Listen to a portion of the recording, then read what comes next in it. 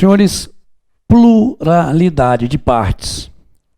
Já que a gente conceituou partes, legitimidade, capacidade, está na hora da gente conversar a respeito. Pode julgar, por gentileza, aqui, da gente discutir. Litisconsórcio, senhores. Ou seja, está na hora da gente discutir.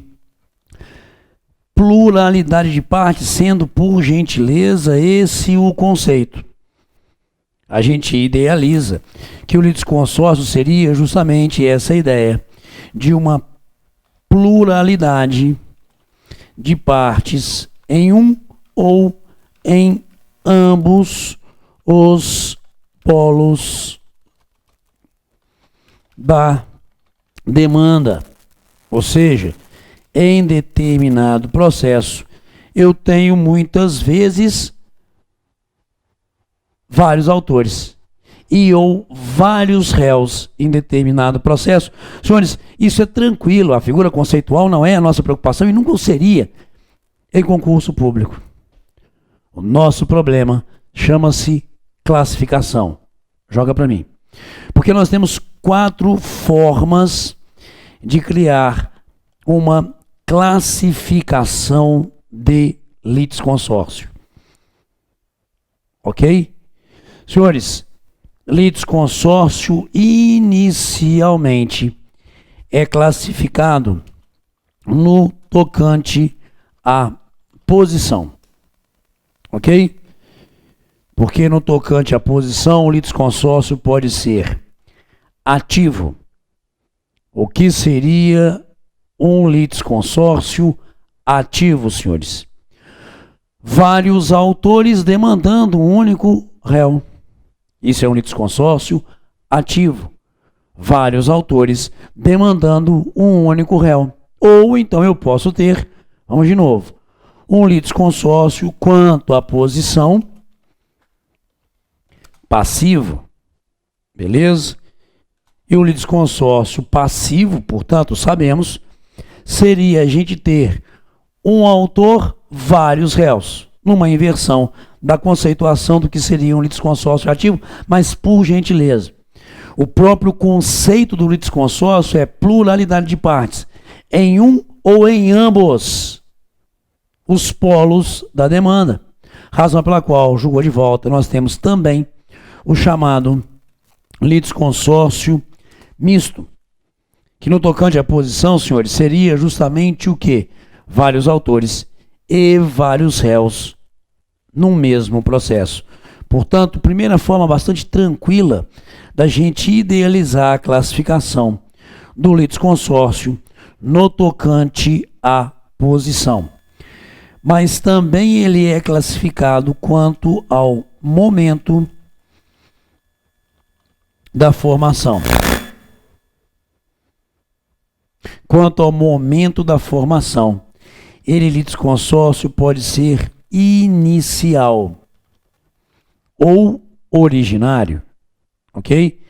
Quanto ao momento da formação, ele pode ser inicial ou originário porque desde a propositura da demanda. Eu já tenho ali ele, autor, dizendo que nessa demanda nós teríamos vários autores e ou vários réus. Nesse processo que aqui se inicia, ou seja, nela a petição inicial. Eu já tenho a delimitação desse litisconsórcio. Nesse momento inicial do processo, já está formado o litisconsórcio, pelos atos que seriam próprios ali de propositura de demanda e citação de vários, para comporem, seja ativa ou passivamente, essa demanda. Legal?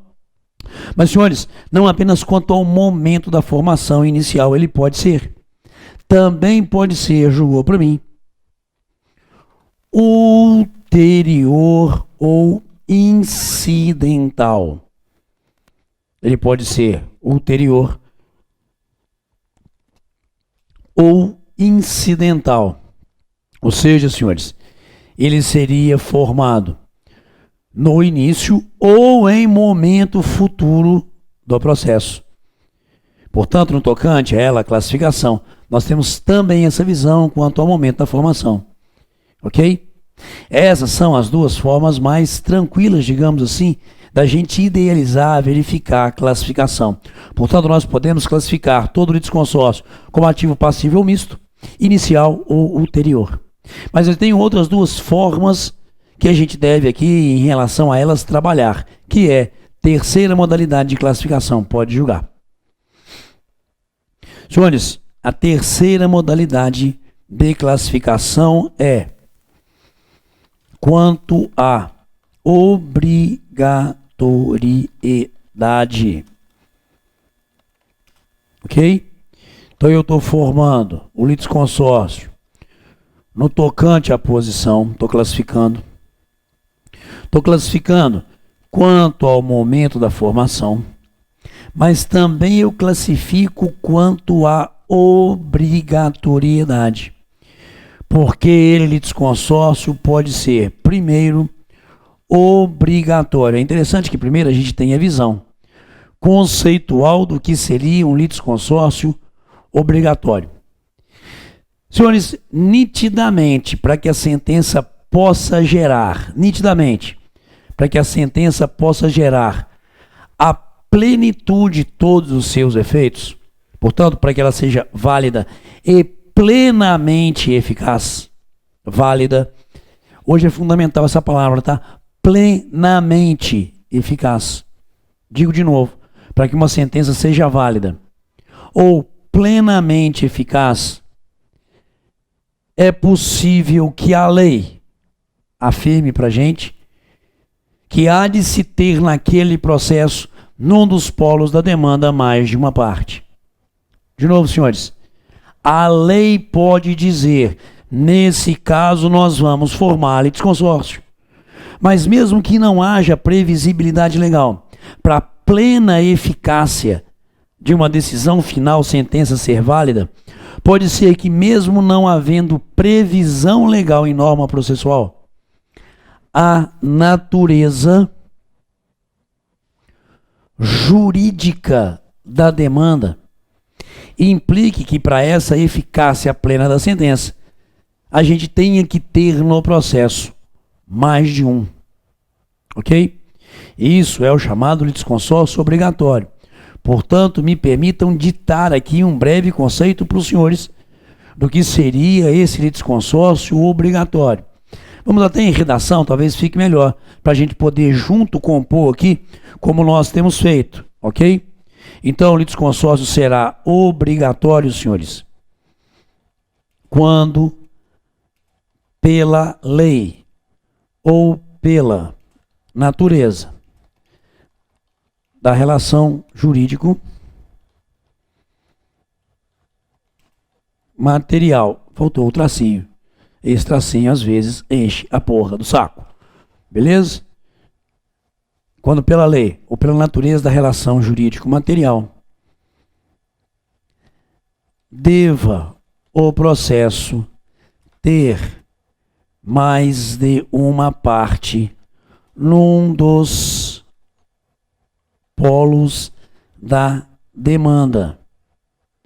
Quando pela lei ou pela natureza da relação jurídico-material, deve o processo ter mais de uma parte num dos polos da demanda, ok? Para a validade e eficácia plena da decisão que ali se busca. Então, o litisconsórcio obrigatório existe não apenas por previsão da lei. Passa a ser possível, senhores, que a gente tenha situações em que a natureza jurídica da relação material diga que nesses casos aqui deverá ser formado o litisconsórcio, sob pena da sentença não ser válida ou sob pena da sentença não ter a sua plena eficácia.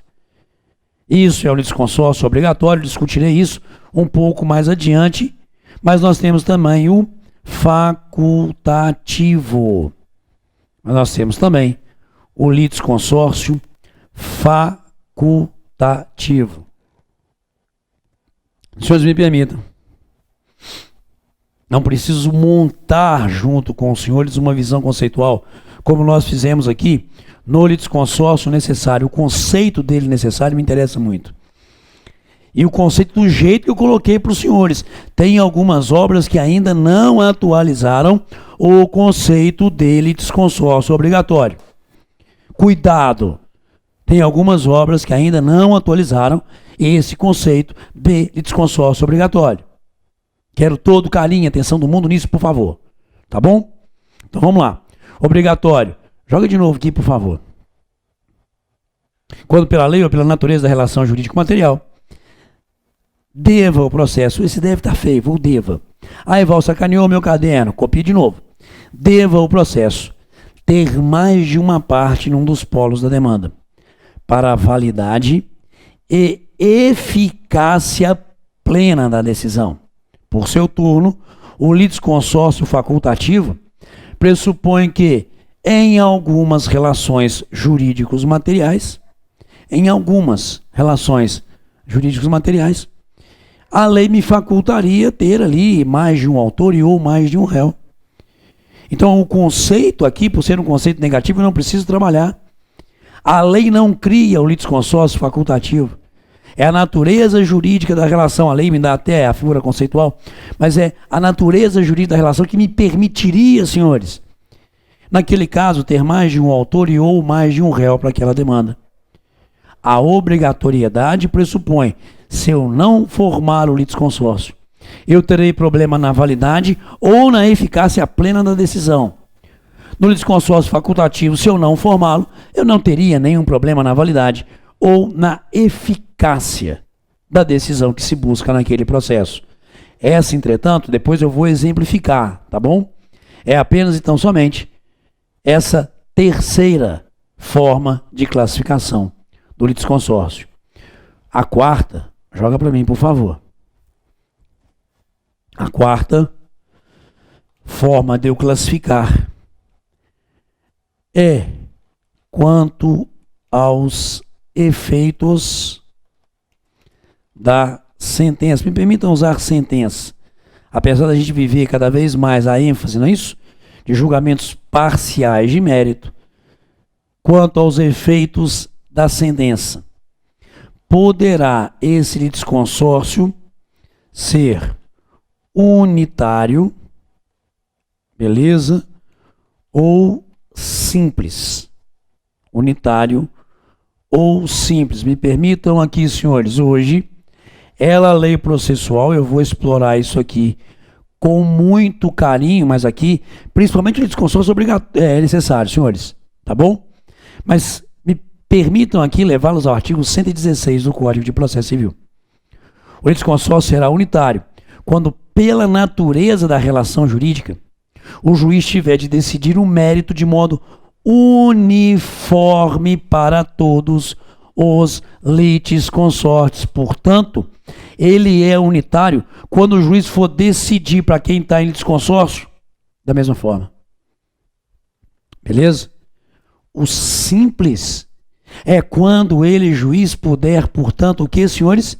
Decidir de forma distinta para aqueles que ali estão em litisconsórcio. Portanto, voltando, tá ali, senhores. Quando a gente pensa numa classificação de litisconsórcio, todo litisconsórcio vai ser classificado quanto à posição, quanto ao momento da formação, quanto à obrigatoriedade, quanto aos efeitos da sentença, ok? Quanto aos efeitos da decisão que se buscaria em determinado processo. Só que aqui agora, visto de uma forma bastante conceitual e tranquila, essas situações próprias do litisconsórcio, nós temos que enfatizar muito a visão que hoje a lei carrega de litisconsórcio necessário. Temos que discutir também, senhores, eventuais situações ligadas à possibilidade ou não da limitação do litisconsórcio e o tratamento que nós temos entre esses que ali estariam em litisconsórcio nas profundidades, muitas vezes exigidas dentro das provas que os senhores aí farão.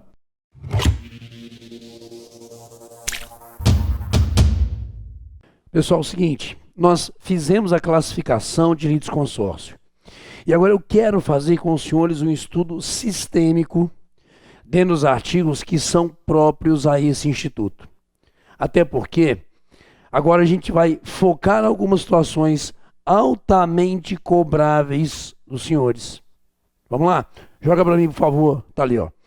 Vamos dar um pulinho, por gentileza, ali no artigo 113 do Código de Processo Civil, iniciando a figura do litisconsórcio. O que a gente tem no 113 é o permissivo. E aqui, por favor, basta uma leitura. Ok? Porque aqui nós temos destacadas as situações permissivas de um litisconsórcio, inclusive as situações permissivas de um litisconsórcio facultativo, mas se tem um tema que ele, artigo 113, se propõe a regular realmente, senhores, chama-se limitação. Portanto, agora é esse o tema que a gente vai enfrentar, a limitação do litisconsórcio. Porque a partir do momento em que a gente tem ele, litisconsórcio, primeiro destaque, facultativo, e facultativo é porque foi formado por ato de vontade do autor, concordamos? Se eu posso demandar 1, 2, 3, ou se eu posso ter junto comigo 1, 2, 3, 10, são situações de opção que eu exerço dentro de uma estrutura permissiva do processo. Ele, artigo 113, nos seus incisos, me permite a formação do litisconsórcio. Mas é possível a limitação. Primeiro passo, do necessário nunca. Porque a eventual situação de limitação do litisconsórcio necessário impactaria, senhores, aonde? Na validade, na eficácia da decisão final. Então, o litisconsórcio necessário não pode ser objeto de limitação. O que seria e é possivelmente limitado é o chamado litisconsórcio facultativo, que a gente costuma chamar doutrinariamente de multitudinário. Por que multitudinário? Multidão, ok? Exemplo, eu parto de uma premissa, senhores, que eu tenho 50 autores contra um pobre coitado de R$1, ok? Exemplo, por exemplo, no campo administrativo, eu tenho 50 servidores que acreditam ter determinado direito em idênticas situações contra a administração pública. Eu crio uma faculdade do litisconsórcio, beleza? E aí a lei permite a limitação, correto? Essa limitação, inclusive, pode ser exercida de ofício pelo juiz ou por requerimento, inclusive, da parte. No caso, até pegando o exemplo que eu lancei aqui, senhores, do próprio réu, ok? Uma vez citado, cria-se a oportunidade procedimental dele vir ao processo, discutiremos isso na sequência, exclusivamente para solicitar a limitação do litisconsórcio. Portanto, o litisconsórcio facultativo, dito multitudinário, pode ser limitado por ato de ofício do juiz ou a requerimento da parte, desde que a gente perceba que esse litisconsórcio estaria comprometendo algumas situações que são muito relevantes para a estrutura do procedimento, ok? Então eu preciso de uma motivação, de uma devida fundamentação, para que isso possa ser objeto de limitação. E quais são os elementos motivacionais que implicam ali na potencial situação do litisconsórcio, perdão, senhores, do litisconsórcio ser objeto de modificação. Primeiro, eventual dificuldade que se dê ao exercício do direito de defesa. Senhores, pegando a situação exemplificada, eu tenho 50 autores, pode existir um comprometimento nesse processo, eventualmente, do regular e lícito direito de defesa ali a ser exercido pelo cidadão conhecido como réu, ok? Mas também quando ele esteja litisconsórcio a comprometer a razoável duração do processo. Ok? Então, em termos de eventual potencial situação, de verificar que esse litisconsórcio pode comprometer a efetividade, pode comprometer o tempo do processo, cria a lei processual a possibilidade dele ser objeto de limitação, digo de novo, seja de ofício pelo juiz ou a requerimento da parte, lei processual para mim. Senhores, percebam que o parágrafo 1º dá esse poder ao magistrado, ok? De novo. Perdão. O parágrafo 1º do artigo 113 dá esse poder ao magistrado de limitar o litisconsórcio, de novo, facultativo. Quando ali houver o comprometimento, senhores, da defesa, ou quando houver um comprometimento da rápida solução do litígio. Então perceba que o próprio parágrafo 1º do artigo 113 dita que eu só posso pensar nessa limitação por decisão motivada, ok? Desde que eu, juiz, consiga demonstrar na minha decisão, na minha motivação, que esse litisconsórcio formado ataca um desses princípios, que seria a razoável duração e também ali o exercício da ampla defesa pelo cidadão réu nesse processo. Beleza, senhores? Então, é lícito ao juiz. E o juiz, então, exerceria esse, digamos assim, poder, estou procurando só meu apagador, achei. O juiz exerceria, portanto, senhores, esse poder de limitar o litisconsórcio. E aqui é muito interessante, porque antes a lei processual fazia uma referência, digamos assim, a essa potencial situação de limitação exclusivamente na fase de conhecimento. Beleza? E como se daria essa limitação, senhores? Numa eventual fase de conhecimento? Muito simples. Eu, juiz, como primeira manifestação minha nos autos, ok? Eu, juiz, ali, verificando desde logo, desde o início, a existência desse litisconsórcio e o possível comprometimento desses elementos essenciais. De novo no exemplo, 50 autores contra um cidadão conhecido como réu, atuaria positivamente no processo desde o seu início. E por decisão interlocutória, eu limitaria esse litisconsórcio. Beleza? Mas, senhores, eu não crio situação de exclusão. De novo, eu não crio uma situação de exclusão desses litisconsortes. Tá bom? O que eu faço aqui, na verdade, é não excluir e fatiar esse procedimento agora para vários. Exemplo, eu permito apenas que os 10 primeiros desses 50 continuem no processo originário e que eu vou formar com os demais grupos de 10 e viabilizar outros processos. E por que motivo, senhores, eu não posso excluir? Porque senão eu posso estar indevidamente comprometendo o direito material de litigantes. Ora, a partir do momento em que eu tenho o despacho positivo, então não é qualquer manifestação do juiz, artigo 240, parágrafo 1º, a partir do momento em que eu tenho o despacho positivo, interrompe-se a prescrição. Retroagir na data da propositura da ação, sabemos disso.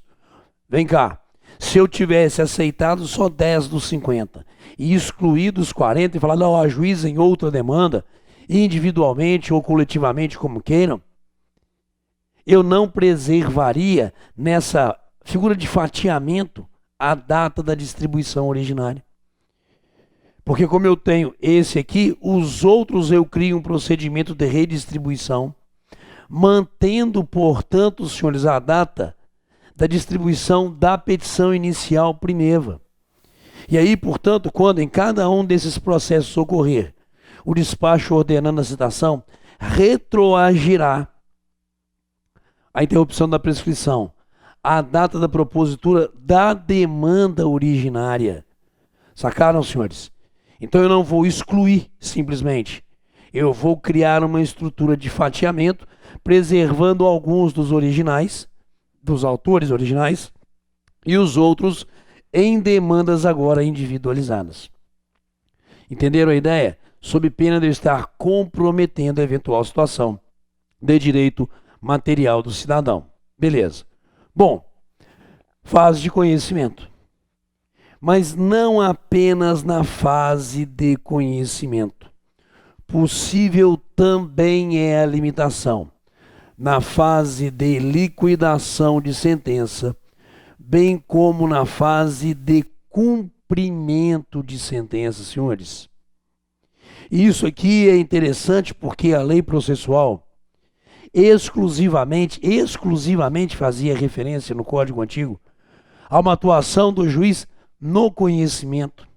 E isso veio sendo muito combatido. Sabe por quê? Voltemos ao caso. Eu tenho 50 funcionários públicos, todos como autores de uma determinada demanda. Beleza, ok? E sendo ali todos autores dessa demanda, 50, todos estão a brigar pela mesma situação de direito. Senhores, por gentileza, eu não tenho necessariamente que fazer prova para os 50, a não ser talvez da condição de funcionários públicos e no enquadramento de uma determinada função. E aí agora eles teriam ou não direito àquele percentual, àquele aumento, àquela situação que seria exclusivamente derivada da lei. Então muitas vezes eu não crio necessidade da limitação na fase de conhecimento, porque o juiz seria, para esses 50, chamado a analisar exclusivamente um determinado preceito legal. A sua constitucionalidade ou não, a sua legalidade ou não, e a figura do enquadramento naquela genérica situação nos quais os 50 se encontrariam eventualmente enquadrados. Sacaram a ideia?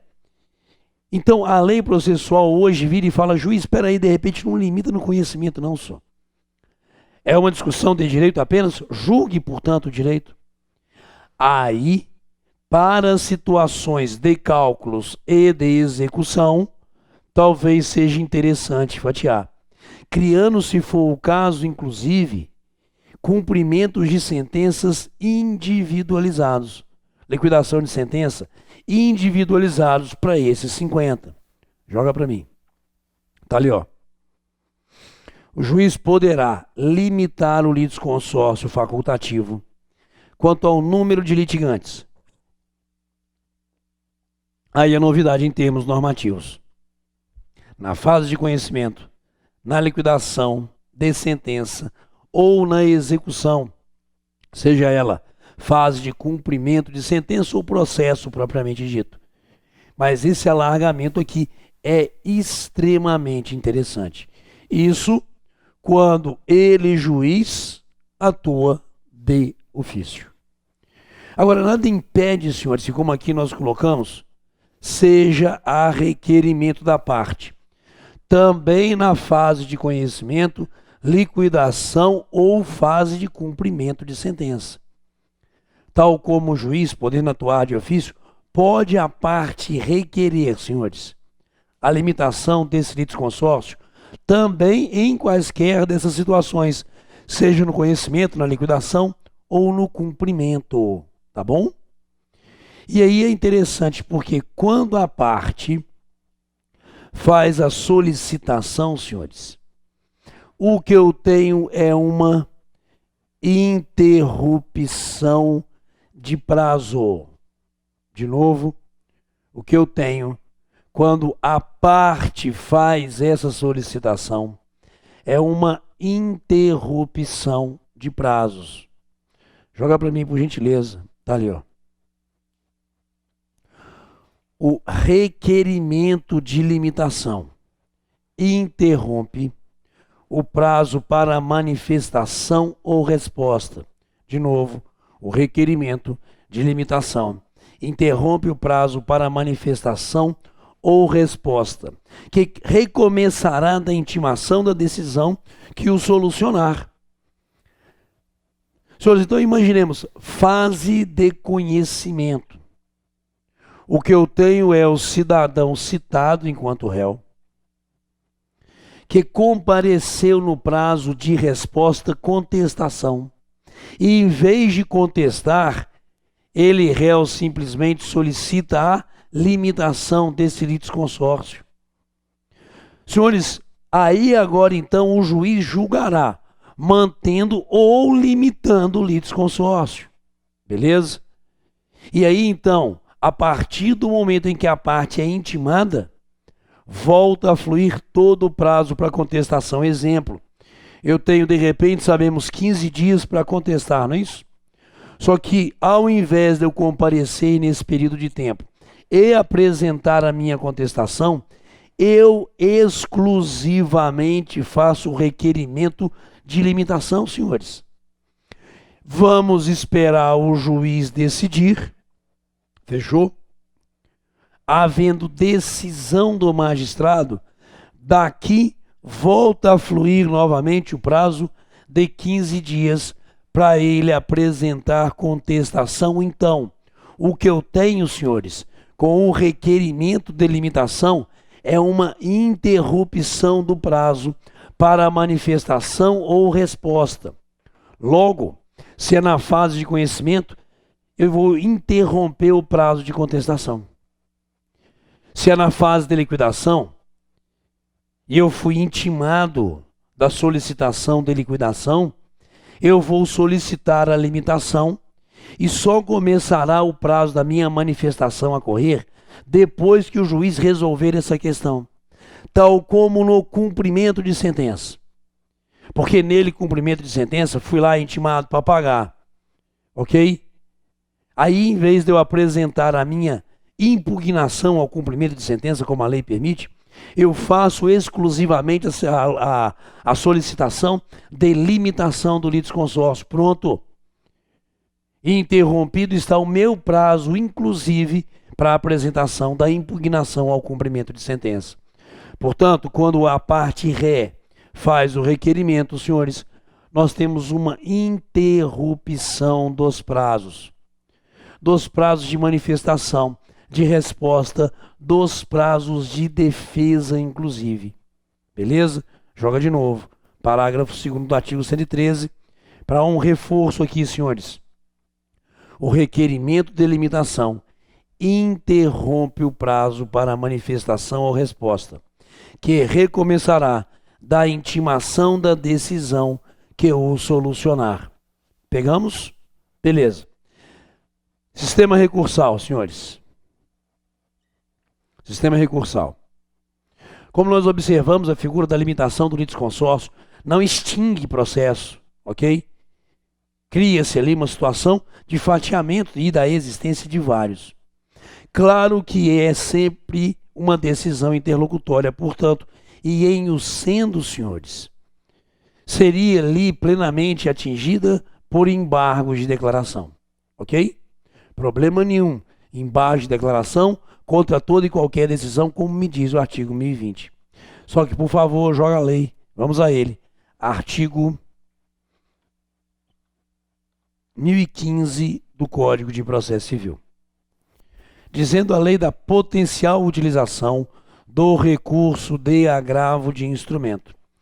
E cabe agravo de instrumento contra decisões interlocutórias que versarem sobre rejeição do pedido de limitação do litisconsórcio. Rejeição do pedido de limitação do litisconsórcio. Quando eu, na qualidade de réu, compareço no processo e solicito a limitação do litisconsórcio e o juiz rejeita, é porque na visão dele isso aqui não estaria comprometido. Logo, eu tenho sim direito, então, ao recurso de agravo de instrumento, para discussão junto ao tribunal de que esse ato de não limitação do litisconsórcio vai, inclusive, comprometer o meu direito de defesa, por exemplo. Mas percebam, jogue de novo, por favor, artigo 1015. Rejeição do pedido de limitação. Logo, quando o juiz acolhe, senhores, e determina a limitação do litisconsórcio, é porque ele, magistrado, está observando que essas situações esses elementos, esses princípios estariam sendo feridos. E aí, então, ele acolhe o pedido de limitação do litisconsórcio. Mas isso não traz prejuízo a ninguém, ok?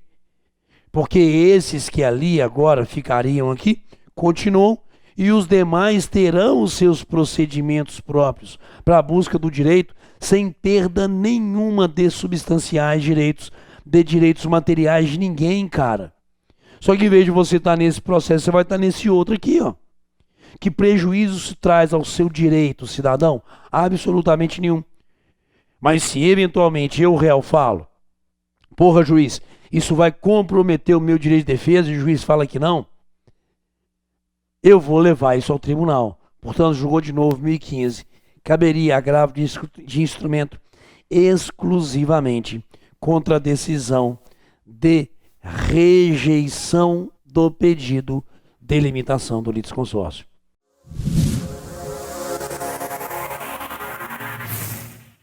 Galera, bloco de aula destinado a uma análise mais acurada e profunda, por ser necessário em concursos públicos, do litisconsórcio necessário.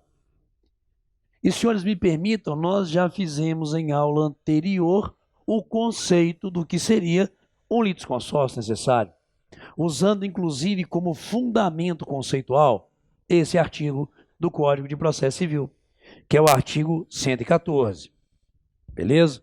O litisconsórcio será necessário quando por disposição de lei ou quando pela natureza da relação jurídica controvertida a eficácia da sentença depender da citação de todos que devam ser litisconsortes. Portanto, me permitam, falando sobre litisconsórcio necessário, o conceito, senhores, nós já trabalhamos em bloco de aula anterior e também, além de trabalhar em bloco de aula anterior, aqui chegamos à figura agora do artigo 114, tranquilamente. Mas há situações aqui altamente interessantes, dentro da vivência do litisconsórcio necessário, que merece demais a nossa atenção, ok? Senhores, litisconsórcio necessário se forma por imperativo da lei. Litisconsórcio necessário se forma pela natureza jurídica da relação material. Então eu tenho que fazer uma pergunta para os senhores. Seria possível, seria lícito, joga para mim, Guilherme, por favor, a existência de um litisconsórcio ativo necessário, por enquanto, lançarei aqui interrogação, beleza? Porque, senhores, pensemos aqui numa profundidade um pouco maior e verticalização em relação a esse conteúdo. Se eu digo da existência de um litisconsórcio ativo necessário, eu teria autor 1, perdão, voz, ok? Eu teria autor 1, autor 2, réu número 1. E se necessário e esse aqui não tivesse interesse em exercer direito de ação, como que nós ficaríamos nesse processo? Será que pelo fato desse aqui não exercer o direito de ação, esse aqui perderia o seu direito de ação, senhores?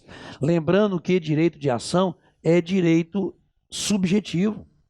E, portanto, eu exerço meu direito de ação na busca de um provimento de mérito, se eu, cidadão, quiser. Então, sempre houve uma discussão muito acalorada, desde priscas eras, na doutrina e jurisprudência nossa, sobre a existência ou não de um litisconsórcio ativo necessário. Tudo diante dessa visão. Como que a gente ficaria se em existindo realmente, chegaremos a essa conclusão, litisconsórcio ativo necessário, como que nós ficaríamos, senhores? Se um desses que aqui deveria figurar como autor não demonstrasse a tempo e modo o seu interesse no exercício do direito de ação.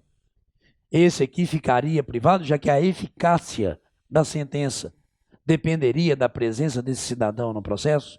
Bom, primeira coisa que eu preciso trazer para os senhores uma jurisprudência antiga do STJ, jurisprudência essa que do antigo e já falecido ministro Salvo de Figueiredo Teixeira, mas que ainda é um pouco replicada hoje menos dentro da estrutura do STJ. Essa forma de entendimento que o STJ sempre trouxe foi sempre pelo permissivo da existência de lei, ditando ali a formação de um litisconsórcio ativo necessário. Mas, senhores, excepcionalmente, e o Código de Processo Civil antigamente trazia duas situações altamente excepcionais da existência de um litisconsórcio ativo necessário. Uma dessas hipóteses hoje caiu. Qual era a hipótese, senhores? Inventário. Ok? Inventário. Porque, diante de uma situação de inventário, muitas vezes pode ser que o inventariante... Peraí que minha letra, para variar, tá linda? Ok? Havia situações em que o inventariante era inventariante dativo, senhores. E sendo, portanto, inventariante dativo, a lei dizia que toda vez que o espólio figurasse em determinada demanda, inventariante dativo, deixa eu botar aqui em vez de inventário, espólio, que é, ok? Toda vez que o espólio fosse representado por um inventariante dativo, e estando ele espólio do falecido como autor ou réu, a lei determinava ato de citação daqueles que seriam ali também herdeiros sucessores do falecido. E aí então se dizia que junto à figura do espólio figurariam também como autores os herdeiros, os sucessores. A lei processual quebrou essa parte específica. Não existe mais, sendo espólio inventariante dativo, citação para figurar no processo ali em litisconsórcio necessário os herdeiros, os sucessores do falecido. A lei fala em mero ato de intimação para que eles possam, querendo, tendo ciência da demanda, até figurar nela na condição de assistente, digamos assim, ok? Joga para mim, por favor, vamos ao Código de Processo Civil e demonstrar essa primeira mudança lá no artigo 75, senhores. Beleza? Ele, artigo 75, me fala que quem representa em juízo ativa e passivamente o espólio é o inventariante. Mas vai me dizer a lei processual que quando, parágrafo 1º do artigo 75, quando o inventariante for dativo, os herdeiros, os sucessores do falecido, melhor dizendo, serão intimados no processo no qual o espólio seja parte, serão intimados no processo em que o espólio seja parte. Não citados, não havendo citação, não há ato integrativo. Portanto, não há mais que se afirmar da existência, como se dizia antigamente, inclusive em termos de jurisprudência do STJ, que no caso de inventariante dativo, os sucessores deveriam figurar no polo ativo da demanda, sendo o espólio autor, tá certo? E como réus, nas ações em que o espólio fosse. Então, essa hipótese de litisconsórcio passivo e também ativo, que alguns consideravam, desaparece do direito processual civil. Mas a lei mantém um outro clássico exemplo de litisconsórcio, senhores. Artigo 73, parágrafo 1º, me diz a lei que ambos os cônjuges serão necessariamente citados para algumas ações. E, portanto, aqui nós estamos diante de formação, em todas essas hipóteses, de litisconsórcio passivo necessário. Por força da lei, ambos os cônjuges serão necessariamente citados, ok? Mas aí percebam o parágrafo 2º, senhores, dizendo para a gente que nas ações possessórias, a participação do cônjuge do autor ou do réu somente é indispensável nas hipóteses de composse ou de ato por ambos praticados. Fulano casado invadiu determinado terreno de alguém, junto com seu cônjuge. Vamos citar os dois para a ação possessória. Mas, senhores, pensemos na seguinte hipótese aqui, por favor. João é casado contra Maria. Dizem que casamento não é algo que você faça em benefício de uma outra pessoa, mas sim contra outra pessoa. É apenas o que dizem por aí, beleza? Então vamos lá, senhores. João casado contra Maria, ok? João resolve fazer a locação de um determinado imóvel. Com que objetivo esse imóvel na praia foi locado pelo João? Para que ele e a Maria possam, nos feriados, finais de semana, passarem os dois juntinhos nesse imóvel na praia lá, os finais de semana, feriados. Então, apesar do contrato de locação ser em nome do João, beleza? Maria também está exercendo a posse, porque não foi exclusivamente uma posse exercida por ele. Nós estamos no caso de composse. Quem tem composse desse imóvel locado, senhores? Maria e João. Só que em determinado dia, esse casal chegando nesse imóvel, esse imóvel está ocupado por Paulo, que fala: daqui não sairei. Beleza, senhores?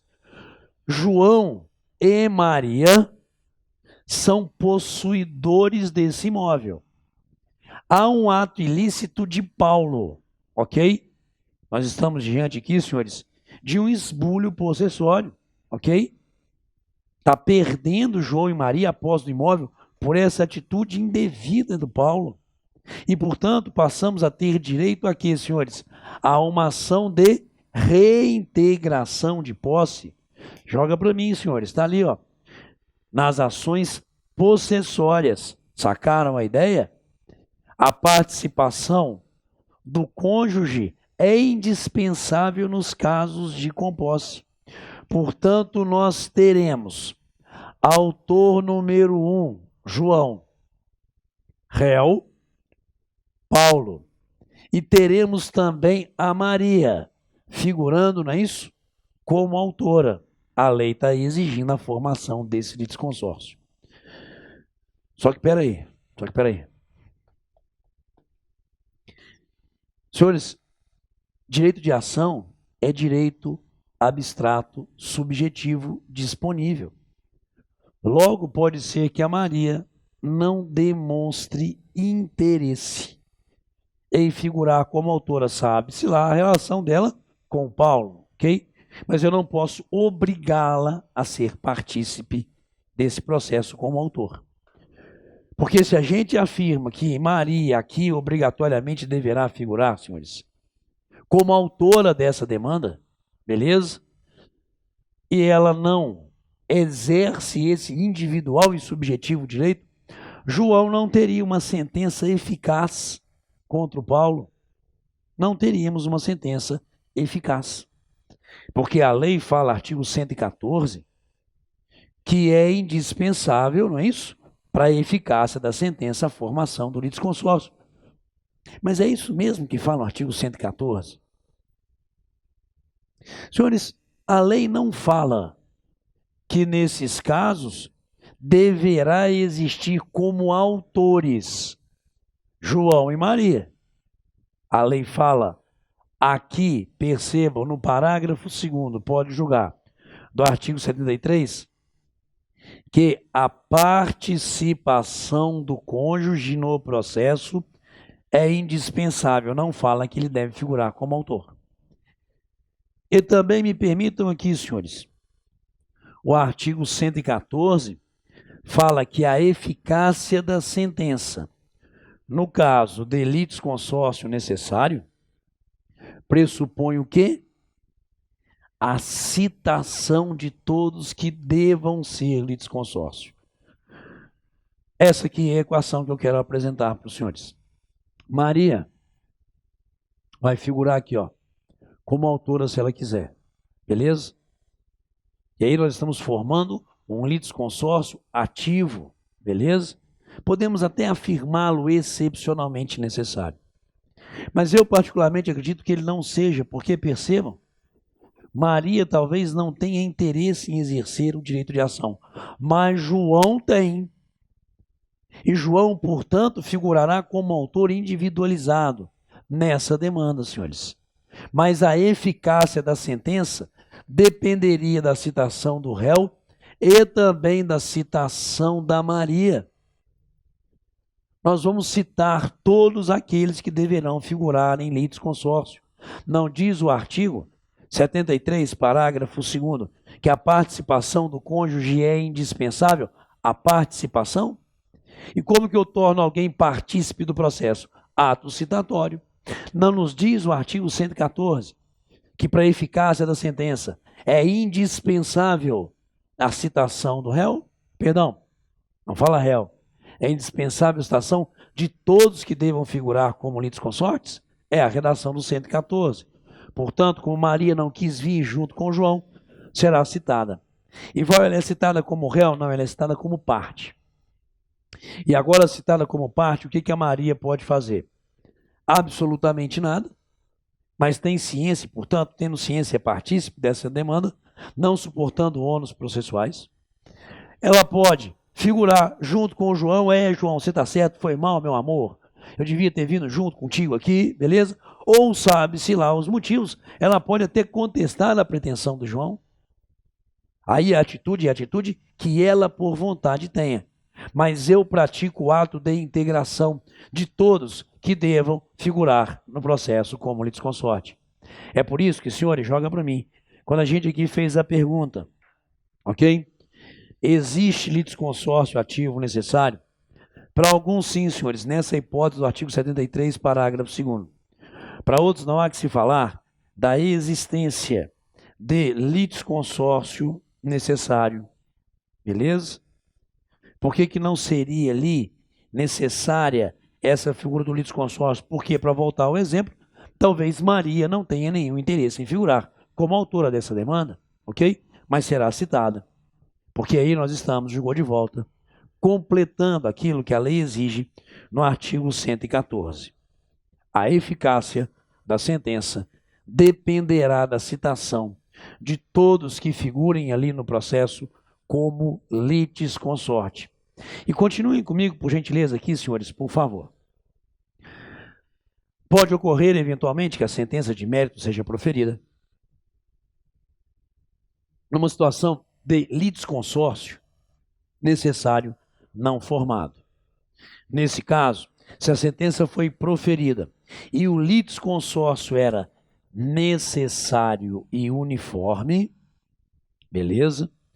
Se o litisconsórcio era autor, réu 1, réu 2, se era um litisconsórcio necessário e unitário, e não foi citado o réu número 2, a sentença será nula. Mas, entretanto, se for caso de litisconsórcio necessário e simples, aonde ali os possíveis efeitos de uma sentença de mérito seriam distintos para esses que aqui estão no processo, caso não haja integração, sendo situação de litisconsórcio necessário e simples, percebam o que a lei vai dizer para mim. Não será causa de nulidade, beleza? Será caso de ineficácia. Tão somente frente àqueles que não foram ali citados, beleza? Será simplesmente um caso de ineficácia perante aqueles que não foram devidamente citados. Exemplo, me permitam aqui o uso campeão. No uso campeão não tem obrigatoriamente, por força da lei, senhores, que está o proprietário, mas também os confinantes, não é isso? O dito vizinho de um lado, do outro, daquela outra parte. Eu não citei nenhum confinante. Seguiu a ação de uso campeão exclusivamente contra o proprietário. Sentença válida, mas eficaz apenas em relação a ele, podendo esses que não foram citados questionarem em ação própria, beleza? Essa concessão do dito uso campeão. Porque nesse caso, a sentença é ou a sentença pode julgar, eficaz exclusivamente em relação àqueles que foram citados. Beleza? Senhores, continuemos, por favor, porque nos casos de litisconsórcio passivo necessário, o juiz há de determinar o autor que requeira a citação de todos que devam ser litisconsortes, dentro do prazo que ele ali, juiz assinalar, é prazo judicial, sob pena de extinção do processo.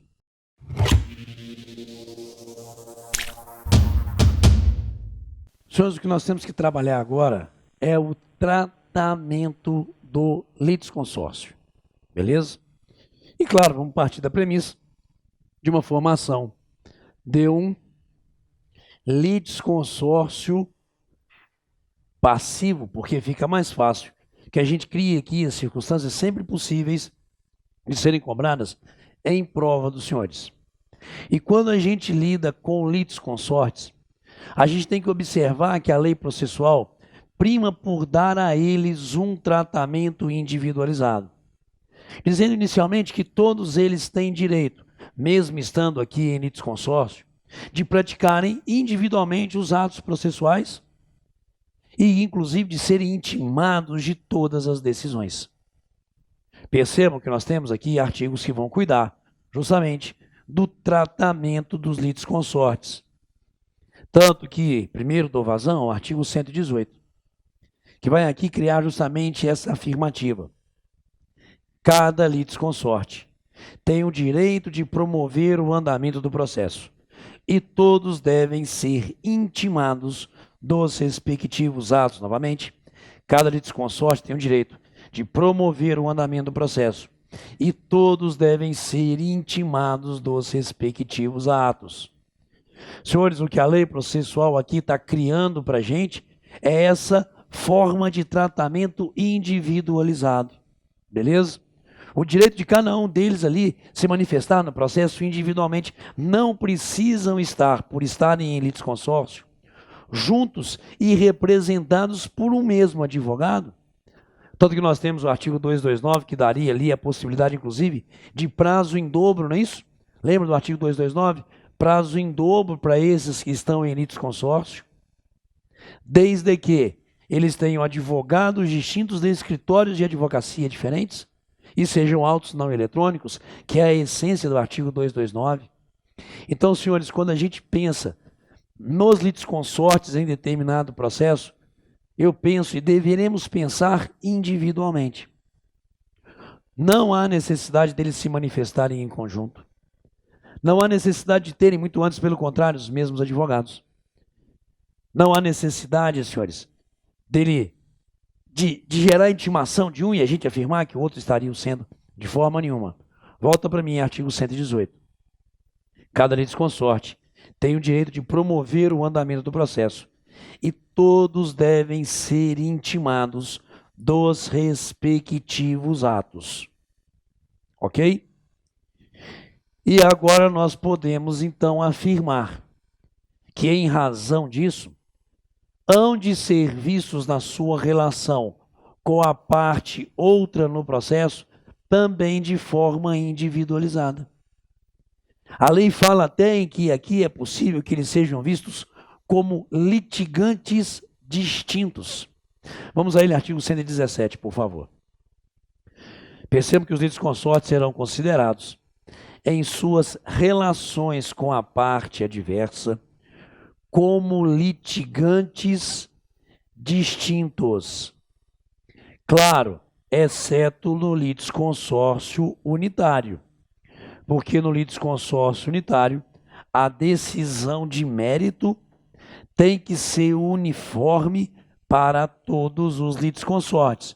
Neste caso, nós temos aqui, então, não sendo um litisconsórcio unitário, a visualização de que a relação com a parte contrária é completamente individualizada e distinta. E aí, então, senhores, a gente chega à conclusão que, se são vistos como litigantes distintos, se podem promover ali o andamento do processo individualmente, o ato por um praticado não necessariamente geraria repercussão no outro. Beleza? O ato por um praticado não necessariamente repercutiria no outro litisconsorte. Portanto, o ato de um não poderá prejudicar o outro, senhores. É isso que a lei aqui vai afirmar para a gente. Caso em que os atos e omissões de um não prejudicarão os outros litisconsortes. Caso em que os atos e as omissões de um não prejudicarão os outros litisconsortes. Sacaram, senhores, a ideia aqui? Beleza? Portanto, quando a gente lida com litisconsórcio, nós estamos dizendo, salvo situações de litisconsórcio unitário, que são vistos como litigantes distintos. E o ato por um praticado, por exemplo, confissão, não há de gerar também confissão para esse réu número 2, que pode continuar ali, senhores, a praticar os atos normalmente do processo, porque podem individualmente apresentar manifestação, devendo todos serem intimados dos atos praticados, ok? Perceberam essa visualização deles como litigantes distintos? Mas a lei acaba reconhecendo acertadamente que, apesar do ato de um não criar prejuízo a outro, pode trazer benefício.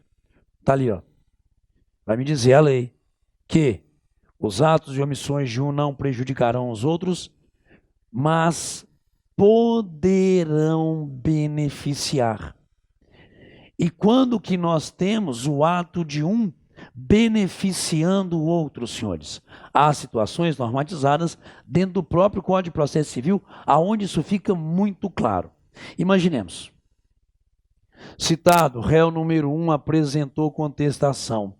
Réu número 2 torna-se réu revel. Senhores, primeiro efeito da revelia, os fatos serem tidos como verdadeiros. Mas será que esse efeito da revelia vai subsistir contra esse réu número 2 que se tornou revel por não ter contestado, em razão do réu número 1 ter apresentado contestação? Vamos à lei? Pode julgar. Senhores, artigo fugiu aqui, achei. 344 nos fala ali da revelia. Se o réu não contestar a ação, será considerado revel e aí surge o efeito da revelia. Existirá a presunção de veracidade das alegações de fato formuladas pelo autor. Mas aí percebam, vem o artigo 345 e fala que a revelia não produzirá esse efeito de se ter como verdadeiras as alegações, se havendo litisconsórcio, se havendo, em outras palavras, pluralidade de réus, um deles apresentar contestação. E foi justamente isso que nós fizemos aqui, senhores, no quadro. Um contestou, o outro tornou-se revel. O ato desse que contesta beneficia o réu revel, exemplo. O autor alega ter sido vítima de um ato ilícito, tá bom? E que os culpados por esse ilícito e causaram a ele, autor, prejuízo, foi tanto o réu número 1 quanto o réu número 2. Os dois concorreram em culpa. Réu número 2, revel. Réu número 1 contesta justamente afirmando o quê? Que não há culpa dele. Que no caso existe culpa exclusiva do autor. Senhores, ele está dizendo também então que o réu número 2 não teve aqui absolutamente nenhuma culpa. E como ele está imputando ao autor culpa exclusiva como excludente de responsabilidade, ficando comprovado que a culpa foi exclusiva do autor, não se diz que o fato foi verdadeiro para esse réu número 2 aqui, apesar de ter sido revel. Portanto, o ato de um pode beneficiar o outro. Mas atenção, esse artigo 345, item 1, merece uma releitura, pode julgar. Qual a releitura? A revelia não produz o efeito mencionado no artigo 344, se, havendo pluralidade de réus, algum deles contestar a ação, salvo se distintos ou opostos os seus interesses. Vamos de novo? Salvo se distintos ou opostos os seus interesses. Por que, senhores? Vamos mudar a defesa apresentada por esse réu número 1? Vamos. A defesa apresentada pelo réu número 1 é: eu, réu número 1, não tive culpa, autor. Foi culpa exclusiva do outro réu. É aquela excludente de responsabilidade onde eu imputo culpa, não ao autor, mas a uma terceira pessoa, no caso, o réu número 2. Claro que nesse caso, o fato desse aqui ter contestado não trará a esse nenhum benefício, mas em regra sim, porque apesar de estarmos em litisconsórcio, nós temos aqui um deles se beneficiando do possível ato do outro, ok? E tem um segundo exemplo, senhores, de benefício. Podemos ficar nesse mesmo campo da responsabilidade civil, tá bom? Eu tenho uma sentença julgando procedente o pedido do autor, condenando solidariamente réu número 1, réu número 2 a indenizar o autor. Fechou? Ok. Só que aqui agora, senhores, prestem atenção, por favor. Apenas o réu número 2 contra essa sentença apresenta recurso de apelação, alegando ser o autor parte legítima, alegando meritoriamente, apesar da sentença ter analisado, que a culpa foi exclusiva do autor. O réu número 1 não recorreu. Mas, senhores, esse recurso de apelação apresentado por esse réu número 2 pode ou não gerar efeitos para quem não recorreu? Pode. A isso a gente chama de efeito expansivo subjetivo. A isso a gente chama de efeito expansivo subjetivo. Porque o recurso de um não gera efeitos em benefício apenas do recorrente. Esse recurso pode gerar efeitos a outro dos réus aqui presentes que não apresentou o recurso de apelação. Basta que na apelação se reconheça ilegitimidade do autor, extinguindo o processo sem resolução do mérito, beneficiando o réu número 1, ou no mérito a afirmativa de que a culpa é exclusiva do autor, beneficiando também esse réu que não recorreu. Claro que nada impede, tal como no primeiro caso, que esse recurso de apelação do réu número 2 seja para defesa dos interesses apenas dele, dizendo, a culpa é toda do outro réu. E é por isso que a lei processual vai trazer esse segundo caso de benefício, agora mais bem apurado. Joga para mim. Senhores, se a memória não masca, me permitam, hoje ela não está muito boa, mas fomos na jugular. O recurso interposto por um dos litisconsortes, artigo 105, a todos aproveita, salvo se distintos ou opostos os seus interesses. E havendo solidariedade passiva, o recurso interposto por um devedor aproveitará os outros, quando as defesas opostas ao credor lhes forem comuns. Senhores, é um segundo exemplo de que o ato de um litisconsorte pode beneficiar o outro. E é por isso, retoma a lei processual para mim, que aqui agora nós encerramos, portanto, pelo menos nesse momento, a discussão das situações do litisconsórcio e seu tratamento, tal como aqui disponibilizado nos artigos 117, 118 do Código de Processo Civil. Beleza? Valeu, senhores!